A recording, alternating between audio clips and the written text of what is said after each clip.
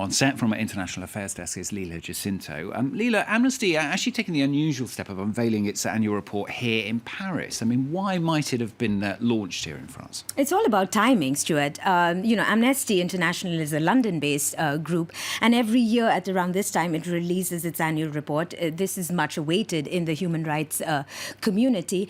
And Amnesty has, this is a tome, this report. It's more than 400 pages. It covers 159 countries. So there's a lot of ground to be covered. But every year, Amnesty International tends to highlight certain issues. And this year, as we have seen, it's very targeted. It's very focused on this populist wave of populist leaders who are exploiting and manipulating economic and security fears in order to win votes. And that's what it's all about. It's all about elections. And France is at a particularly critical time in its history because in a few weeks' time, we are going to be heading to the polls for a presidential election. Far-right National Front leader Marine Le Pen is leading in the polls, and she will definitely win the first round. It's to be seen what happens in the face-off.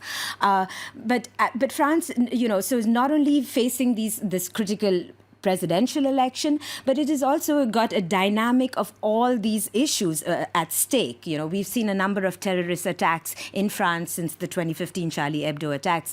And what the report talks about is the response to security threats. As you mentioned, France has been under a state of emergency that has been extended 4 times since the November 2015 Paris attacks. What we have seen is extensive security clampdowns at the cost of civil liberties, which are targeting minority groups, primarily Muslims in this case, and that are not necessarily making France a less dangerous place, but are in fact more targeted at winning elections. So that's why France, as the cradle of human rights, is particularly well placed to unveil this report, which is going to be widely covered in the next few days. So what are the consequences then for human rights here? Good question, because this seems really political, the singling out of Trump and Erdogan and other populist leaders, but there's a lot at stake for human rights.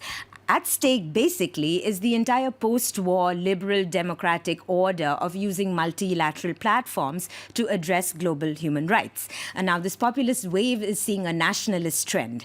And with countries like the US, who are soldiering on with Trump, we've seen his latest crackdown on immigration.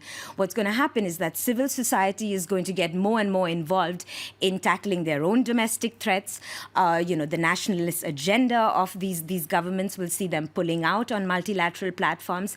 And so there's going to be a much more of an onus on Europe. And that's the next implication, really. Will Europe be up to the challenge of taking on this mantle of promoting human rights? And can it do the job when Europe itself is buttressing itself into a sort of a fortress Europe and using the same wave of populist sentiment? Leila, thanks very much. Leila Jacinto from our International Affairs Desk there.